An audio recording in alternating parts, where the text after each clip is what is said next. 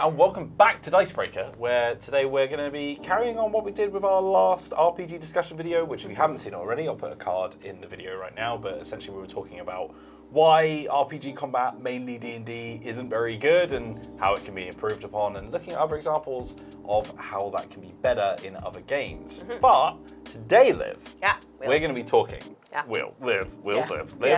Hi. Today we're going to be talking about RPG characters themselves, the characters that we create when we play, and essentially how to not get bored of them. Yeah, which is, I think, a key thing to get right if you're planning on doing a long-spanning campaign. Yeah, because it's pretty common for people to have a game that runs for like years sometimes, right? Yeah, I'm playing a campaign right now that's lasted for 2 years, I think. Exactly.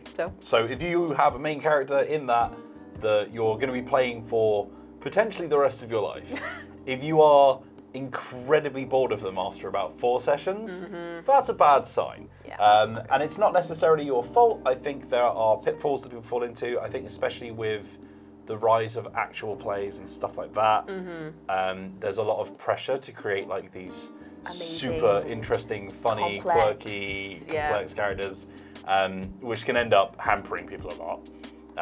But what we're going to be talking about today is some sort of strategies, some examples of where we've fallen into that same hole, and some sort of suggestions of how to do it better.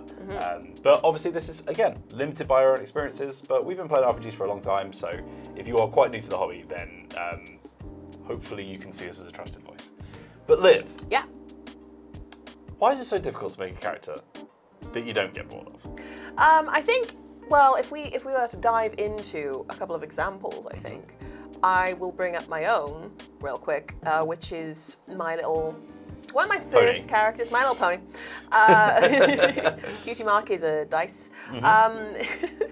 That could be like one of our cutie marks. Okay, I'm gonna stop. Okay, so we have a D&D character that I made, one of my first characters, I think, for like a long-form campaign. That was a halfling cleric named Pixter Glenweaver, and I think so. I don't know if it was that I got kind of bored with her. It's just that she was not fit for the environment that she was in. Right. So I think maybe in another campaign setting, she would have done well. But basically, her whole thing was that she was good. She was like lawful good. She wanted to help people. She wanted to make sure that she was becoming a hero. The setting of the campaign was like a magical school thing. So everyone's learning how to become the hero they need to be. And she was absolutely all for that and wanted to achieve her potential. But the people around her were not for that.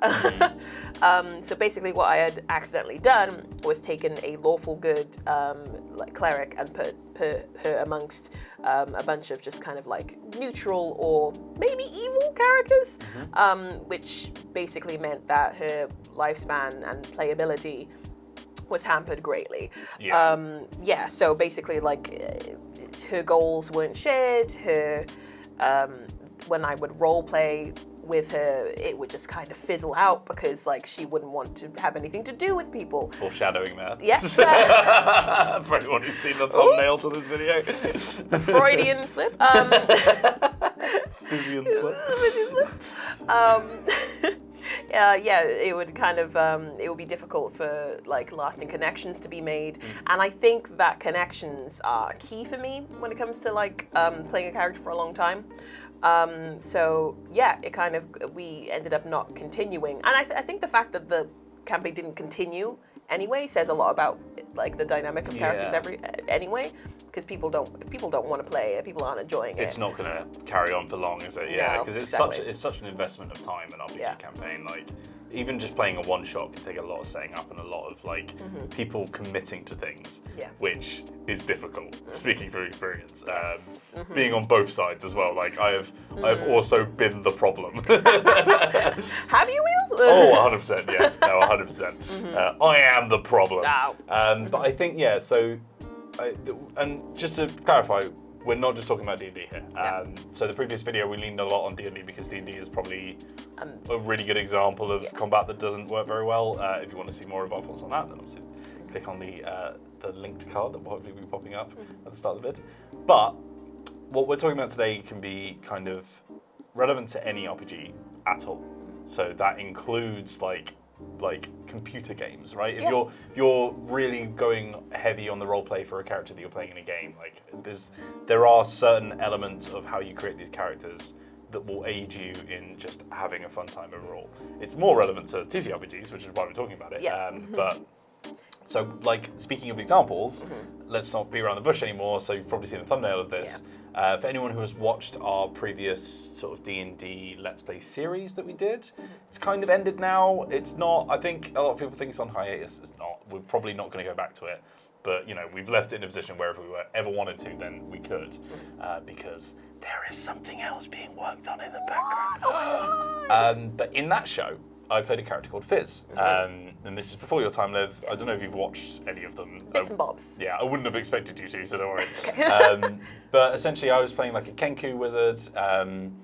He had, like, I'd given him like a plot MacGuffin to get around some of the silly aspects of Kenku roleplay because I think they can be quite tiresome on their own. Yeah, so the creativity bit, I essentially just had like a potion that he drank, which helped. But it wasn't the fact that he was a Kenku that made me go bored of him. I got very, very tired of playing Fizz.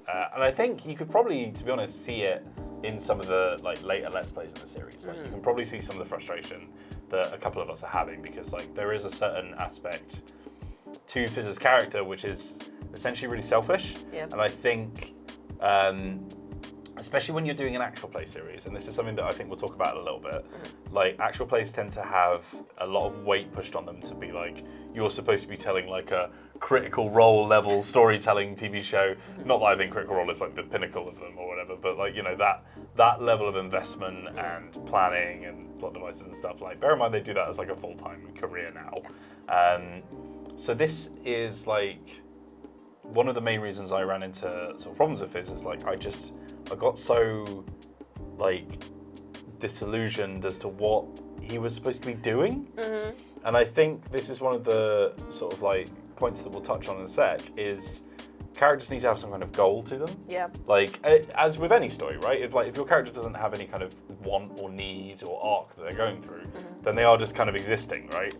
And Fizz was just kind of existing in a place where he was essentially just being like, you know, like irreverent and just a bit jaded, and like groany and moany rather, not groany. But yeah, essentially he was always like trying to pick problems with plans and all that kind of stuff. And I think the reason I leaned into that so much is because it got some cheap laughs at the start. Which is part of entertaining, right? You're telling jokes and all that kind of stuff. When you're on camera, you're always going to be a bit funnier than you are with standard things, I think. But he also just like didn't have anything outside of that. And he was a bit one note. And I think when you've got something that is just like a bit, you know, two-dimensional, there's not many places you can go with it. So whenever we ended up in situations where, you know, we had to sort of make interesting decisions about our morals and all that kind of stuff, because Fizz literally only really cared about himself, it was like, well, if you don't care about anything, then why are you here? What are you doing? Exactly. So like we both run into these pitfalls before, mine a bit more publicly than yours. A little bit. I think it's funny as well that they are opposites because Fizz didn't care about anything, Pix cared too much about things, and like there were even like plot points where it was like, oh, here's this like corrupting demon thing that would probably be an interesting plot point to explore. And I was like, she wouldn't do that though. She wouldn't. So it just got passed on to another character, and it felt a bit forced, kind of thing. But yeah, no, it's very interesting to see like the opposite ends of the spectrum. And I think part of that is also just sort of the group that you're playing with. Because at some point, especially with like party games, you know, like D&D, like Pathfinder, like Blades in the Dark, like whatever, any system wherein you've got like a group of people who work together for a reason. I think something that a lot of players struggle with is like trying to figure out why this odd group of characters is part of each other. Yeah. And one of my major pieces of advice is to just talk to the other people you're playing with as you're creating your character. Because like there is a certain element of, the characters that you've got won't work together if they've been made completely in isolation. Like you're just kind of rolling the dice, right? Yeah, absolutely. Like, because the thing is, I have gone into a lot of RPGs where we have separately created our characters. Sometimes that works. Sometimes it leans very into like the whole, misfits that have found each other kind of thing. But that's not always going to be the case. And I think that's kind of romanticized in a way. Yeah. Like it's just like, you need to have your own individual character and, they have to be extremely different from everyone else. But there's no shame in like having a session -1, not session 0, where you're like, hey, these are our characters. How do we think they might complement each other? Like, it's definitely worth giving a go. And it's fine to tell people that they don't.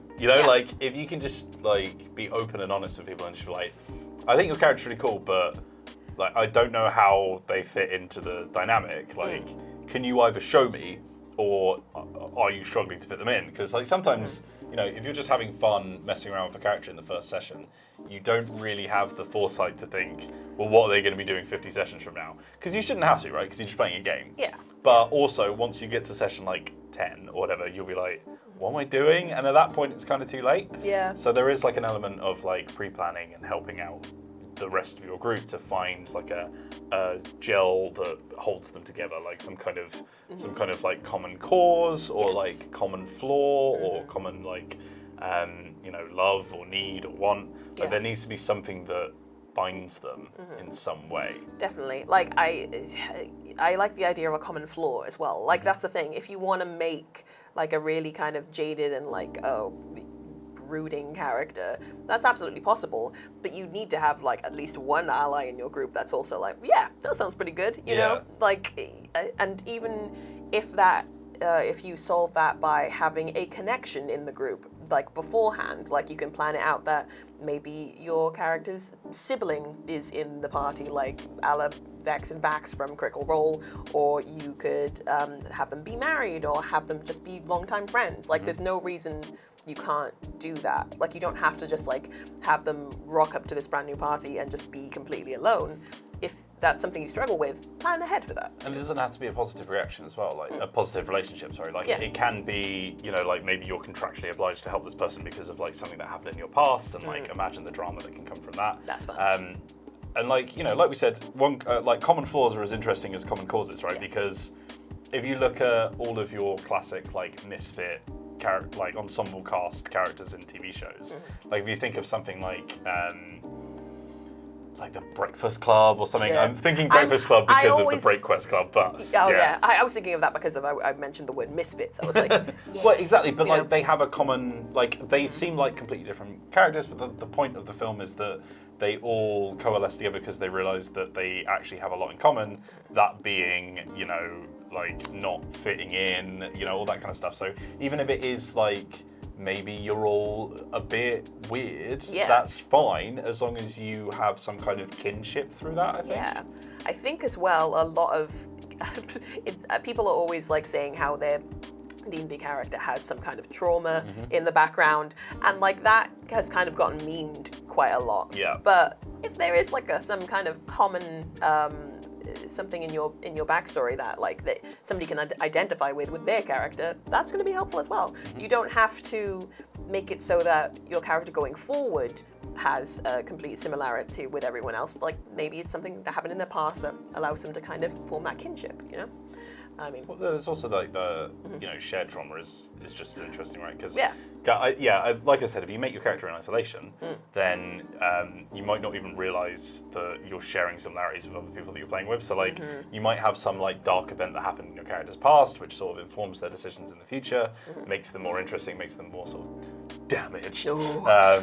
But you've also got to think about what that means for your relationship with the other people that you're playing with, because like you'll come across NPCs and you'll have interesting relationships with them, and you'll come across like antagonists, and you'll come across like certain scenarios and situations that will be interesting for your character.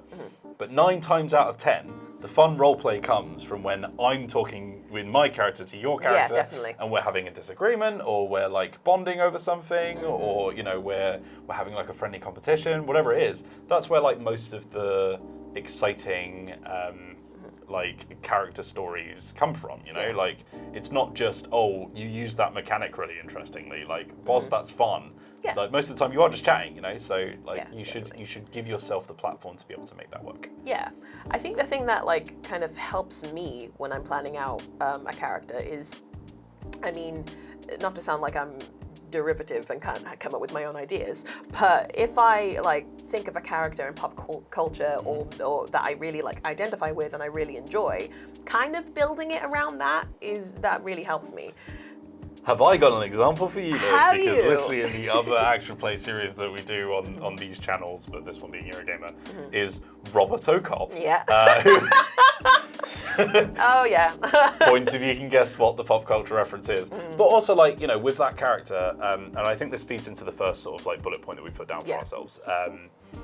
So like one piece of advice that we would give you is to avoid gimmicks. Exactly.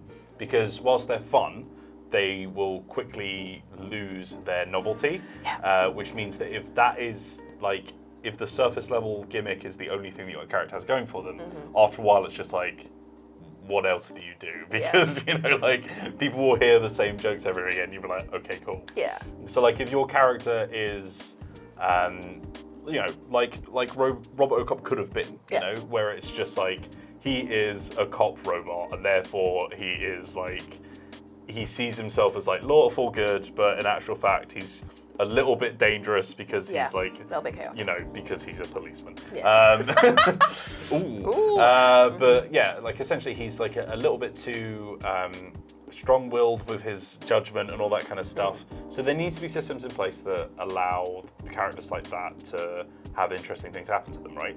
Because if I literally approached every single situation in the same way, like a police robot would, where it's just like, you have committed a crime and therefore I'm going to kill you. Then eventually you'd just be doing combat all the time, everyone will get bored of it, like it would be very, very annoying. So some of the things that I put in place for Robot Cop are, first of all, like he's outside of his realm of jurisdiction. So like he doesn't feel like he has the power to do things, so he's always seeking like approval from authority figures and like running things by other people and stuff like that. But also, there is like the sort of like more human element of him that's fighting against the like hard-coded part of his brain, where he is trying to make sense of the fact that the world isn't black and white. So he's like he is a character that's come from a very naive background who is being like taught how the world really works and having to understand his place in that. So like there's like there are a few elements that you can sort of add on top of your sort of character idea, I think. Yeah, definitely. Which will give them longevity. So like if you've got so the example that we wrote here is like if your character is something that a TV show would stop doing after one episode, then it's not something you should base a 400 session campaign on, right? Exactly. The example I gave for this, which is not a very good RPG example, but it's an example nonetheless. In the first few series of Family Guy, all that Stewie Griffin wanted to do was kill Lois. And take over the world. They stopped doing that very quickly because they were like, this is so boring now. It's run its course. Yeah. And I think like there's no shame in looking at films and TV and like novels and podcasts and comic books. Like those are like professional writers writing interesting characters. So like if you are taking inspiration from one of those, then that is absolutely fine. Like we are not gatekeepers. We do not think that you have to have like incredible imagination and like all that kind of stuff to be able to thrive in playing RPGs. If there's a character you really resonate with and you like how they interact with the world, it's absolutely fine to borrow elements from that character or even just like make a fantasy version of them or whatever, or borrow bits from several different characters. Yeah, absolutely. Like, that's definitely helpful. Like if I look at like the first, because I like playing rogues in D&D, if I look at the very first rogue I ever made, it was the classic, like, I'm a rogue and I'm gonna go, hide in the shadows. So edgy. I'm so edgy and really. I live my life by the edge of the blade. Yeah, literally that. Now, if I look at the rogue that I'm playing now, who I've also multi-classed with a bard, there are so many layers there. Like, it's not, she has that whole kind of like thing going on. but like she's also a performer. She's also like got a family that she cares about deeply. She's also got, she's also forming bonds with her party. Like, it's not that one note thing that we've talked about. It's just she's like an ogre. She's got layers now. Yeah. Like an onion. Like an onion ogre. An onion ogre. An yoga. Yeah. That was definitely a necessary tidbit for me there. So like I think like one note is a really important one. Basically, if you are literally just making a one-dimensional character, then you will run out of stuff to do. Yes. Like so, and it's fine to. I think there's a lot of pressure on like having your character be fully realized in the first session. Like we said, that's why session 0, session -1, whatever you want to call it, exists, because it gives you a space to try and figure out how they work and like what you're comfortable doing with them and how they work with other people. Yeah. And if you're like 15 sessions in and your character seems boring and you want to kind of retcon a bit and like be like, do you know what? I think this character doesn't really interact with people like this way anymore. Like I don't think it works. That's fine. Like, just talk to the rest of your players, talk to your GM. Definitely. I don't think if you're playing in a group of good people that they will care. No, exactly. I have a tip as well that I'm thinking about it. The Bard Rogue I was just talking about, Delta, I played her in several one-shots before I brought her to a big campaign, which is something that I would offer as a tip. If you have one character that you keep going back to and you really enjoy playing, then you may as well bring them into a long-form campaign. Yeah. Like, don't think that you have to make a brand new character every time and you're just kind of like putting a strain on yourself. If you like playing a character, bring them back. If you enjoy them, keep going with them. And just let them exist in multiple spaces, like you can, if you want, you can be super clever and have it be canon that they're like just hopping dimensions and all that kind of stuff, but also you don't have to, you can just be like, that's that character, this is this character. Yeah. The only pitfall is like, don't get confused which one you're playing. Yeah, I'm pretty sure in like other one-shots and stuff that she has died. I don't care. She's mine. I'll bring her back. It's fine. Like it's a fictional character. You can do whatever you want with it. Yeah, Like exactly. you're not publishing a novel. You're just playing a character. So if you want to just bring someone back or like retread the same ground with different people, why not? Like if you enjoyed it, then you'll probably enjoy it again. Yeah, so, exactly. Another thing that we have written here, Wheels, is a character's motivation. Yes. Which I think was a really big one for you and Fizz. which you Yeah, well, mentioned fleetingly. motivation is like we said, it is what drives all fictional characters. Like if they don't have a goal or a purpose or like a thing that they're running from or whatever, then they are just existing. Yeah. Which, if you're making like a sort of cozy slice of life thing, that's fine. But even then, like people have wants and desires, like we as humans do. That's why characters like that work, is because we relate to them, right? So it's like if your character has certain ambitions that they're trying to strive for, if they have like trauma that they're trying to recover from, if they have like a past that they're trying to put behind them, all that kind of stuff, that becomes way more interesting if you don't have anything you're striving towards, then you're just like going from place to place, right? So it becomes more interesting if you don't have all of the most interesting parts of your character story have already happened. Yes, definitely. Which is something that I think people run into when they're writing their backstories. It's like, here's all the cool things that have happened. But is anything else going to happen to me? Probably not. I don't know. This is my vacation. But yeah, like it's definitely important. Like, well, I would say it's quite important to have a backstory that you are able to kind of lean on a little bit, like just so it kind of informs how you might act going forward. Maybe there's something from that your GM can pull into the RPG, and that's going to create like a really interesting character moment. But like you say, make sure that all of the really cool stuff that could possibly happen to your character hasn't already happened, so that your GM's just sat there like, well, I'll just leave you to it, like. Yeah. But there's also like there are like classic tropes and stuff that you can have. Instead of it having happened to your character, you can have it happening. Like for example, like the classic like my parents are dead, which is like the amount of RPG characters who don't have parents. I'm starting to think there's like a real problem in RPG society. Pardon me, but I think like for example, maybe your parents are missing, right? Maybe you're searching for them. maybe every now and again, and like again, communicate with your DM, like let them know, Yes, absolutely. or GM rather, like let them know what you're planning to do with your character, because it means that they can put breadcrumbs in, and every now and again you can have a session where it's like, oh my god, I really get to go after this thing, and like I get to be the main character for a bit. Yeah, I never understood the parents dying thing.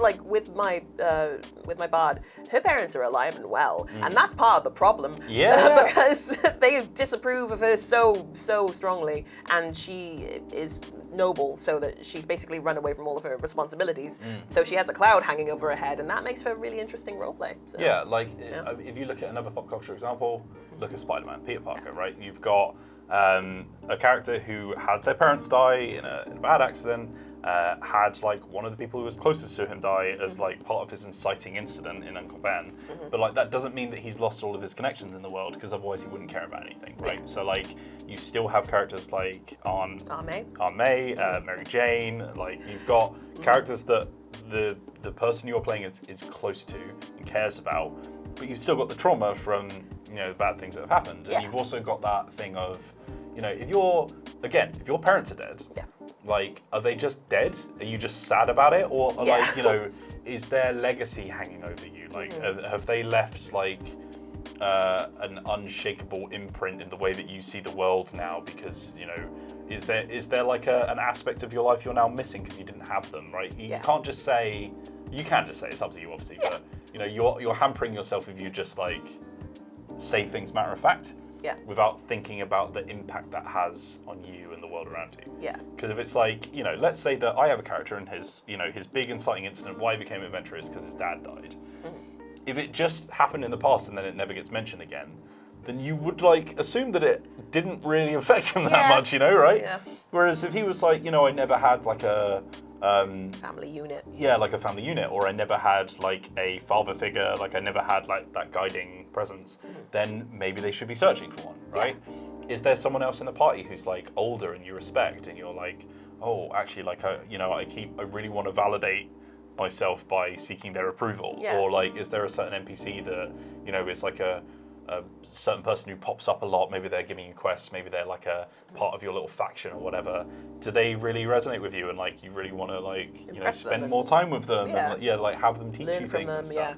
Like there's ways in which your background doesn't just have to be in the past, and like if you find ways for it to influence your decisions in the future, then it adds more depth, it adds more reasons for your character to be.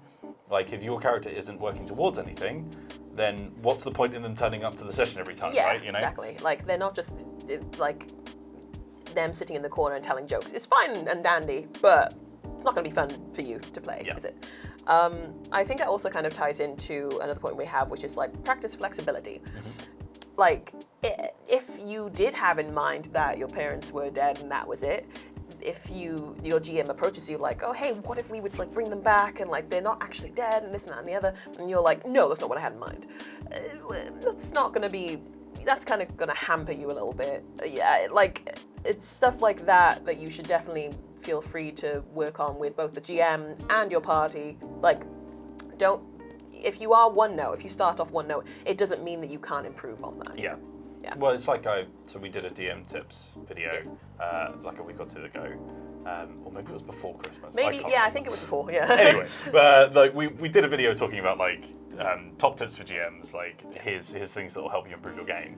And one of those things is just like the ability to retcon yourself, like the ability to go back and say, this isn't working, I'm going to change it. Because I think if you feel penned in by your decisions, then you're going to feel so much more anxiety about playing your character, where it's just like, oh god, I wish I hadn't done that because now I'm going to have to do this for the rest of the sessions, and I don't actually really enjoy doing that, and like blah blah blah blah.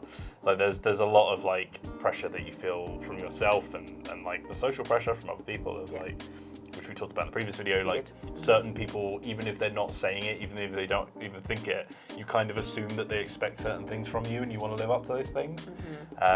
So like there's an anxiety of like, well, you're not following what you said your character was all about.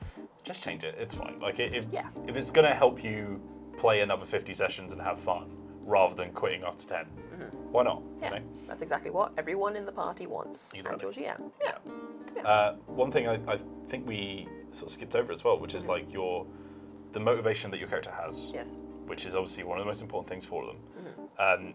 it has to be somewhat achievable. Yes, Yeah. this is true. Mm-hmm. Because like if you can't grasp the thing that you're after, like if your character's motivation is to become a god, right? Yeah. For example, there needs to be like a precedent, right? Because it's like if you're maybe you are already some kind of demigod, or like maybe you have like the blood of an elder or something in you, right? You know, if that is like a natural progression for you, like if there is a way in which your DM can be like, oh, that's cool, yeah, no, we can work that into this and stuff like that, then it becomes a bit like, well, yeah, you know, you want that, but you're never going to make any meaningful steps towards it. So like, what are you actually going to be doing from session to session, right? It's like. So when you get a new job, you have to know what your work day is, you know, rather than just what your like year goal is. Yeah, and I think like as well, if your motivation is, this is a weird one, but make sure it's not something that's like actually tangible. Like if they're after like the Holy Grail, what happens if they get it? What then? Yeah. You know, like make sure that there's like flexibility once again, just like. Maybe once they achieve one thing, another thing crops up. You know, like just have a play around with it. Yeah, and like, fun. and also I think the more like sort of milestones your character has. Like say, you've got like a short-term goal, the Holy Grail. Like let's say you're like an Arthurian character, you're looking for the Holy Grail, and then you find it. Cool. Does it live up to what you wanted? Like, is there, is there like a certain aspect of you that's changed? To get this, like, are you happy with what you had to do to receive this piece of metal? Is there like a monkey's paw effect where it's just like, I got this, but also something negative has happened? Is there something you had to sacrifice? Like, is there something that you had to leave behind? Is there like a friendship that you had to give up, or like is there like a certain element of the power and fame that comes with achieving your goal that is like ostracizing yourself from your own group of friends that you've been RPGing with, right? Yeah. And then, like you said, that's when you're thinking, okay, now what does my character want? Yeah. Because if your goal is only like a black and white, yes, I have done it now, then at some point you'll just run out of things to do again, right? So you like, and this is like the sort of like long-term storytelling, which you'll see like is difficult, right? People struggle with this in your favorite TV shows. Like there are certain characters where it's like, we don't know what to do with this person anymore. So they're just kind of floating around, like I'm sure that happened in a lot of like, people's reviews of Game of Thrones and all that kind of stuff, where it's like, if the characters exist for a long enough time, eventually they've run out of bits, and it's like, Yeah. Have you ever seen Community? Yeah. Britta was a good example. I guess she became one note. She didn't start off one note. She became like a stereotype of what she originally was, and that was a shame to see. Yeah. So like, just don't be Britta. Don't be a bee. Don't be a bee. But I think like the sort of the thing that you need to ask yourself whenever you're getting close to a goal, as well as when you achieve it, right? Like, prepare for this. What's going to be the thing that your goal being completed either unlocks in you, and therefore like gives you something else to strive for, or what is it going to like not quite fulfill?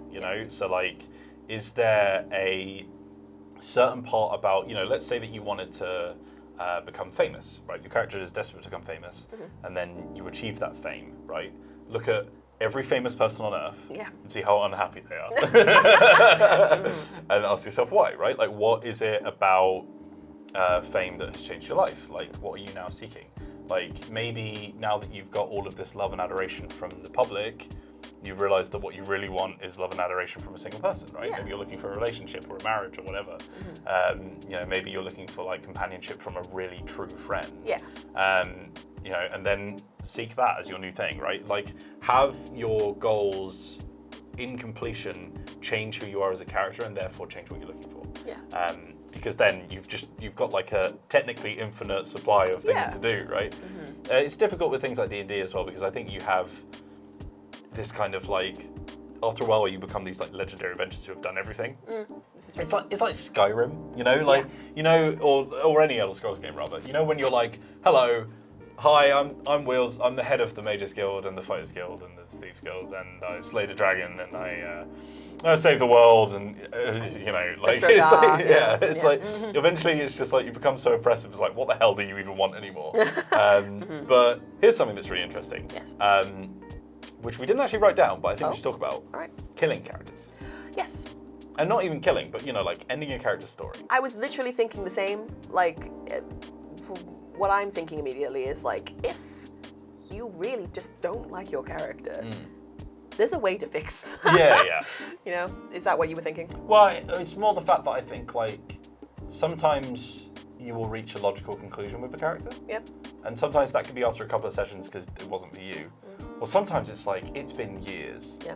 And this character has kind of achieved all that they want. And sometimes, like, maybe they just want to settle down. Like, maybe, you know, they've gotten old and, like, their time has passed. Yeah. And, you know, maybe they're going to have that final epic conclusion with, like, a, you know, a self-sacrificial death or, like, a, you know, like a passing of the torch or whatever. Yeah.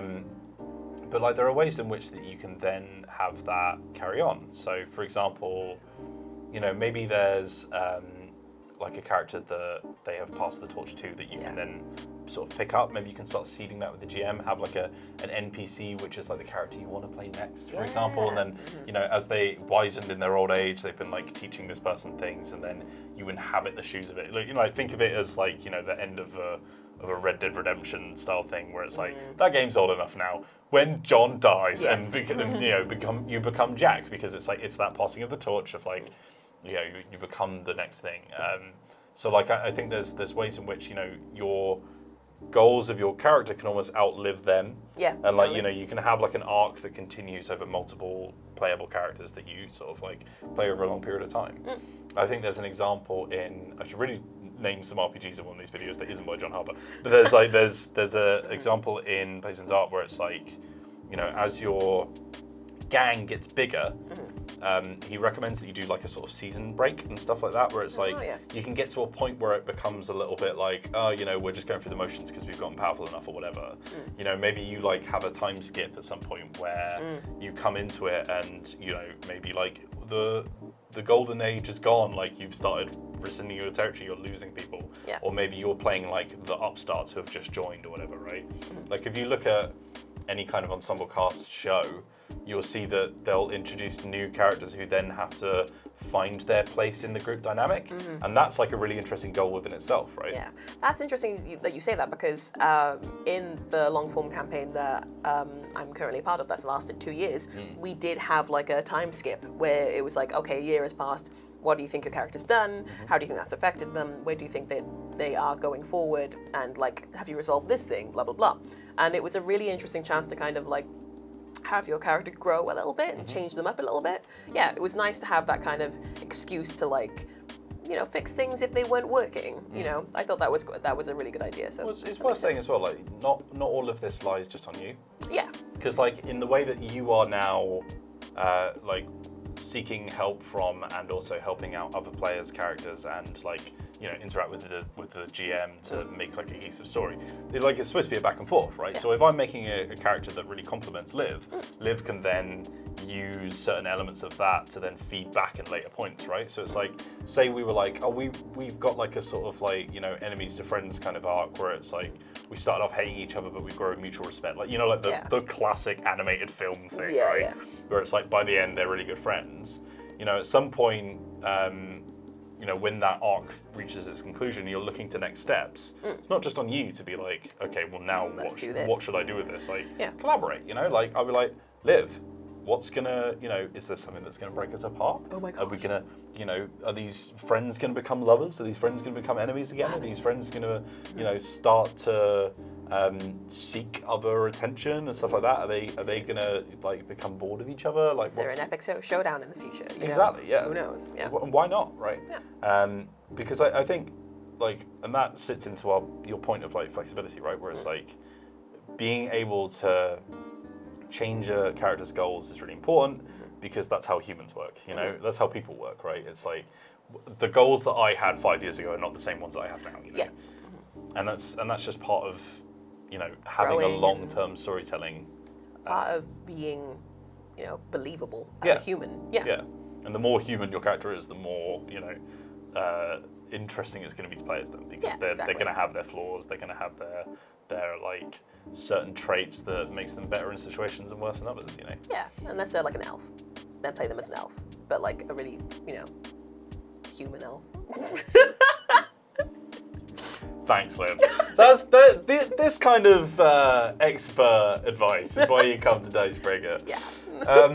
So yeah, as I said, like we said in the previous video, we got like bullet points that we're flowing through, but like I think we just sort of covered one of the ones that we just talked about, which is having ties to other party members. So like we said, siblings, rivalries, friendships, romances. Like there's loads of different ways in which you can be connected to someone. Like maybe you have some kind of blood pact that you didn't sign up for, but it's happened now. Yeah. There's like a really classic thing. Like for example, Baldur's Gate 3. The start of the game, you all get your little maggot in your ear. Terrible. That's not what it is. Horrendous. You've got a little maggot in your ear. No. And that's basically what it is. It's a tadpole in your eye, Wheels. Okay, a tadpole in your eye or a maggot in your ear. Between friends, what's the difference? But the point is, like, these characters, they don't really like each other at the first start, but, they're all bonded together by a common thing. Yeah. In Age of Sigmar Soulbound, which is like the Age of Sigmar version of Warhammer Fantasy Roleplay, set in that universe, obviously, you are like a group of people who are soulbound to each other. Like your souls are literally bound together, which means that even if you don't like each other, you can't part because like you have been, through death and reunification or whatever, you've become like a bonded unit that have essentially been forged together to benefit you in the kind of things that you do, like slaying monsters and going out on adventures and stuff. But it also has like its own taxing things on you as a person, because it's like, well, now you are stuck with these people, so like you might not be happy about that, but you're gonna have to work through that. Yeah, and also in Baldur's Gate 3, start off as enemies or just like acquaintances, and now Shadowheart's in love with my character. So exactly. Yeah. Which that was just a brag. I mean, is there anyone that Shadowheart isn't in love with? I mean, I can't believe this. It's the Gith Yankee one we're going after, because she's kinky. Yeah, anyway, so more importantly, Kinky Yankee. Yeah, like. So I think we've basically spoken about everything. I will say the one final note on like having your party members like relationships, like the relationships have to change over time. Yeah, definitely. I think like there has to be some kind of like friction or like bond, but then that bond has to either strengthen or weaken. Like that friction either has to build to a boiling point or it has to like be resolved. Like if you have a relationship with other people, if it's just stagnant, then like it's not interesting, Yeah, definitely. And if it's like a case of that, of it being a negative relationship or something, like you say, make sure there's a resolution in that, because if you're just at each other's throats the entire time, that's not fun for anyone. No, not at all. No, so including yourself, right? Like it gets tiresome. Which again, as an example, like Fizz had this sort of like, like rivalry with like Morboss and. Would get like annoyed at Mist and stuff like that, right? Which is a very obvious thing to start with, because it's like, okay, there's tension, there's friction in the group, right? How's it going to get resolved? But it never did, because through probably my own fault, like it was just a case of, it was always thinking of like, okay, it was like the Chinese room experiment where it was like, I put in the character and it's like, this is my response to that character. Like this is, I know that this character, Fizz doesn't like them, so I'm going to respond like this. Rather than thinking long term and thinking, okay. What if they had a bonding moment that changed things? Or how is this, like, something's got to give, right? Yeah. How is this going to change? What am I going to do? Or what are we going to do? Or what are we going to run into that's going to give us a moment? And also just spotting things that have been laid out for you. Sometimes the GM will just be like, hey, this thing happens. And like, you could just be like, oh, that's nice, and then move on. Or you could realize what's happening and go, this is a moment for mine and Liv's characters to see eye to eye for once. And it's not just a case of, well, we work together for that, but whatever, I don't like you.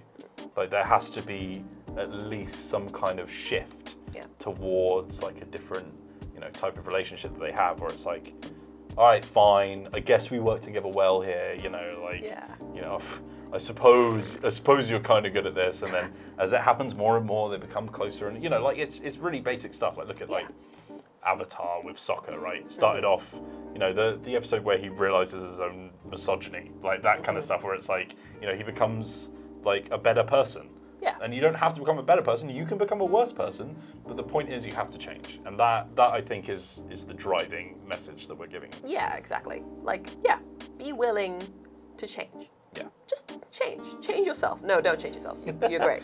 But also, if you want to, that's fine. Yeah. It's up to you. Okay, cool. I think that's pretty much everything we had written down. So just as a summary, like, avoid one-note gimmicks. Like, think about how they can be a little bit more 2 or 3 dimensional. Yep. Have your character's motivations like be clear but also achievable. Have those motivations like have some kind of interaction with the rest of the group. Like, you know, not everything has to be a solo goal. Be flexible, as Liv said. Like, have some kind of like wiggle room, and then also be willing to change when you reach that, you know, defining moment. Like, because there's going to eventually be a goal that you hit, and then you'll need to know what your next step is. Having ties to other party members is really good if you're playing a group RPG, like knowing what ways in which you all interact and stuff. And then also just having a good grasp of your character's backstory is useful, but also don't have all of the most interesting points of your character have already happened. Because there is a quote from, I don't know if they were quoting someone else, but I did a creative writing course once. Okay.